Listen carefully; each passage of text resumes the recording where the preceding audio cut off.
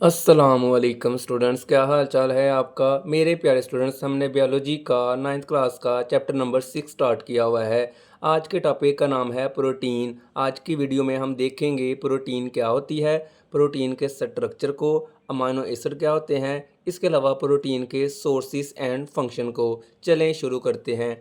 Protein क्या है। Protein most abundant biomolecule है इन दी सेल। तो याद रखिएगा, जो प्रोटीन है सबसे ज़्यादा पाया जाने वाला मालिक्यूल है एक सेल के अंदर।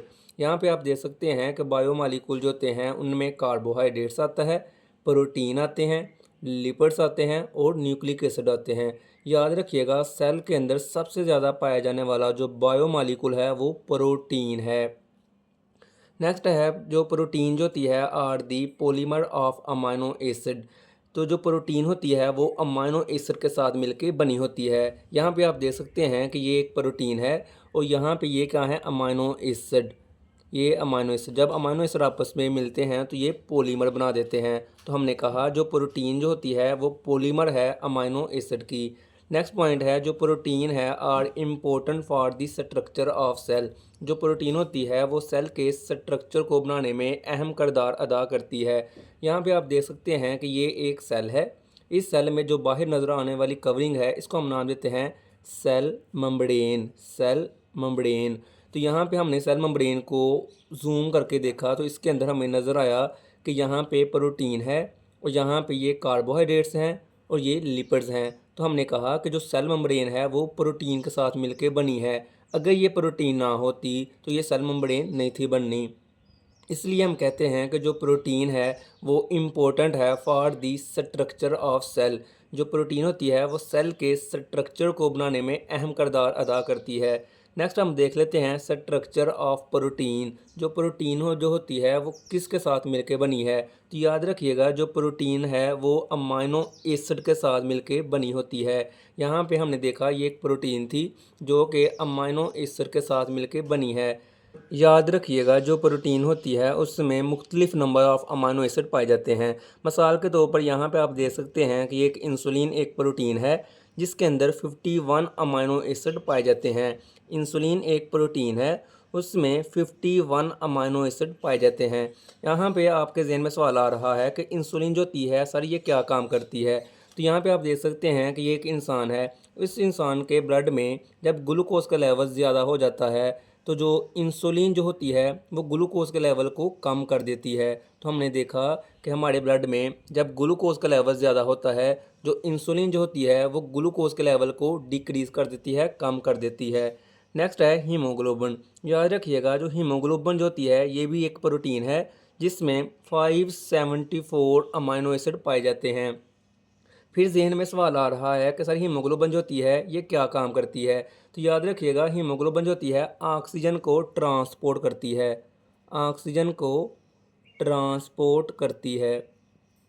यहाँ पे आप देख सकते हैं कि ये लंग्स हैं। इन लंग्स में जब ऑक्सीजन आती है तो ये ब्लड में चली जाती है। यहाँ पे आप देख सकते हैं कि ये रेड ब्लड सेल है। रेड ब्लड सेल में क्या है, ये हीमोग्लोबिन है। इसका नाम होता है हीमोग्लोबिन। ये एक प्रोटीन है। ये जो हीमोग्लोबिन होती है ये ऑक्सीजन को अपने साथ बाइंड करती है और जाके सेल में ट्रांसपोर्ट कर देती है। तो हमने देखा, जो हीमोग्लोबिन जो होती है जो 574 अमाइनो एसिड के साथ मिलकर बनी है, ये ऑक्सीजन को ट्रांसपोर्ट करती है। नेक्स्ट हम देख लेते हैं अमाइनो एसिड। अमाइनो एसिड जो होते हैं ये आर दी ऑर्गेनिक मालिक्यूल्स हैं that join and make protein. तो हमने कहा जो अमाइनो एसिड होते हैं ये ऑर्गेनिक मालिक्यूल हैं जो आपस में जुड़ के प्रोटीन बना देते हैं। याद रखिएगा, एक इंसान के अंदर 170 तरह के अमाइनो एसिड पाए जाते हैं। 170 में से 20 ऐसे अमाइनो एसिड होते हैं जो कि प्रोटीन बनाने का काम करते हैं। दोबारा बता रहा हूँ कि एक इंसान के अंदर 170 type of amino acid occur in organism. एक इंसान के अंदर 170 तरह के अमाइनो एसिड पाए जाते हैं, जबकि 20 अमाइनो एसिड उनमें से ऐसे हैं जो प्रोटीन बनाने का काम करते हैं। अब हम देख लेते हैं कि अमाइनो एसिड का जनरल फार्मूला क्या है। तो यहाँ पे आप देख सकते हैं कि ये एक अमाइनो एसिड है जिसका जनरल फार्मूला आपको दिखाया गया है। अमाइनो एसिड जो होता है यहाँ पे एक अल्फ़ा कार्बन और यहाँ पे एक देख सकते हैं अमाइनो ग्रुप और यहाँ पे अल्काइल ग्रुप और कार्बोक्सिल ग्रुप के साथ मिलके बना है। दोबारा बता रहा हूँ, अमाइनो एसिड जो होता है वो alpha carbon, amino group, alkyl group, carboxyl group और हाइड्रोजन के साथ मिलके बना होता है। याद रखिएगा, एक अमाइनो एसिड जो होता है वो दूसरे अमाइनो एसिड से आर की वजह से चेंज होता है। अगर इस आर की जगह हम एच लगा दें तो वो अमाइनो एसिड का नाम होगा ग्लाइसीन। अगर हम इस आर की जगह CH3 लगा दें तो इस अमाइनो एसिड का नाम होगा एलानीन। हमने देखा कि जो एक अमाइनो एसिड जो होता है वो दूसरे से आर की वजह से चेंज होता है, अल्काइल ग्रुप की वजह से चेंज होता है। अगर हम आर की जगह एच लगा देते हैं तो अमाइनो एसिड का नाम होगा ग्लाइसीन। अगर हम आर की जगह CH3 लगा दें तो अमाइनो एसिड का नाम होगा एलानीन। अब हम बात करते हैं प्रोटीन के सोर्सेस एंड फंक्शन की। प्रोटीन जो होती है हमें मीट से, फिश, एग, मिल्क, पल्सिस और बीन से मिलती है। पल्सिस क्या होती हैं? दालें। बीन क्या होते हैं? फलियाँ। इनसे हमें प्रोटीन मिलती है। अब हम देख लेते हैं प्रोटीन के फंक्शन क्या हैं। तो याद रखिएगा, जो प्रोटीन जो होती है वो सेल मेम्ब्रेन को बनाने का काम करती है। यहाँ पे आप देख सकते हैं कि ये एक सेल मेम्ब्रेन है, इसमें लिपिड और प्रोटीन है। और ये जो प्रोटीन जो होती है ये सेल मेम्ब्रेन को बनाने का काम कर रही है। दूसरा काम क्या है? केराटिन और कोलेजन। याद रखिएगा, केराटिन और कोलेजन प्रोटीन है जो कि हमारी बॉडी में कार्टिलेज, हेयर और नील बनाने का काम करते हैं। आपके जो हेयर्स होते हैं, जो नील होते हैं, ये प्रोटीन के साथ मिलके बने होते हैं। यहाँ पे आप देख सकते हैं कि ये एक फेस है।